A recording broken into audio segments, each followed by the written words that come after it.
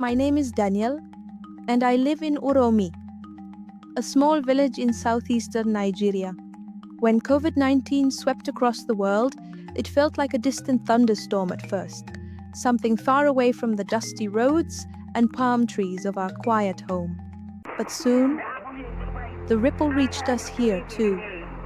It wasn't just the sickness we feared, it was the hunger, the loneliness, and the uncertainty. Yet somehow, against all odds, we found our way through it. This is the story of how my village survived. It started like any other day, with the rooster crowing before dawn and Mama scolding me to fetch water from the stream. But the radio at Namdi's shop played louder than usual, and news of the coronavirus filled the air. At first, people laughed it off. These things don't reach here. Okechukwu, the village traders scoffed while sipping palm wine under the big mango tree. But the laughter faded fast when lockdowns began in cities and traders stopped coming to the weekly market in Eke, Uromi. Mama was the first to adapt. She tied her wrapper tightly around her waist and began planting vegetables behind the house. "We can't wait for the market anymore," she told me. She wasn't alone. Soon you could see everyone bending over their gardens. The old, the young, even people who'd never touched a hoe before. Our elders turned to old wisdom to guide us. They held meetings under Uromi Square, the sacred Iroko tree, their voices serious as they planned ways to share food fairly. Corn, cassava, vegetables, all distributed so no one would go hungry. Traditional cooperation, they called it. But food wasn't the only challenge. The air grew thick with rumors. Some said the virus wasn't real. Some said it was a punishment from the gods.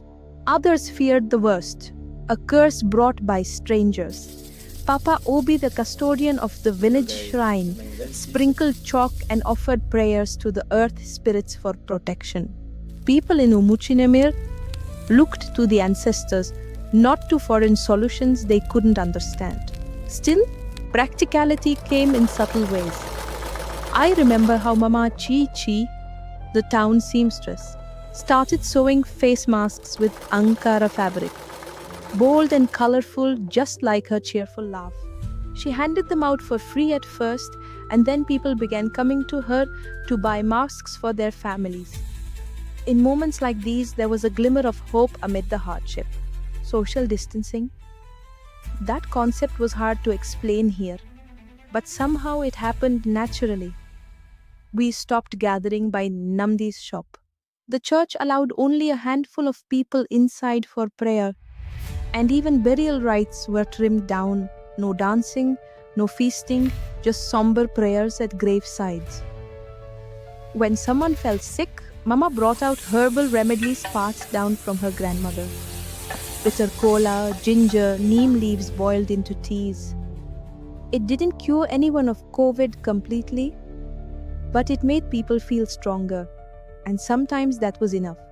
The combination of modern advice and traditional medicine built a strange kind of balance. Through it all, the spirit of our village endured. Children played cautiously in the fields.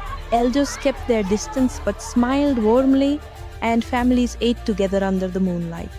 We had nothing but each other and traditions to steady our hearts, and that proved more powerful than anything.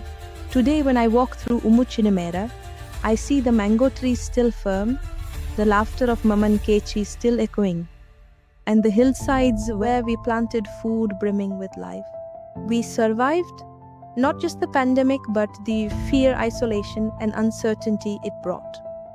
And we did it with the strongest tool we've always had: community.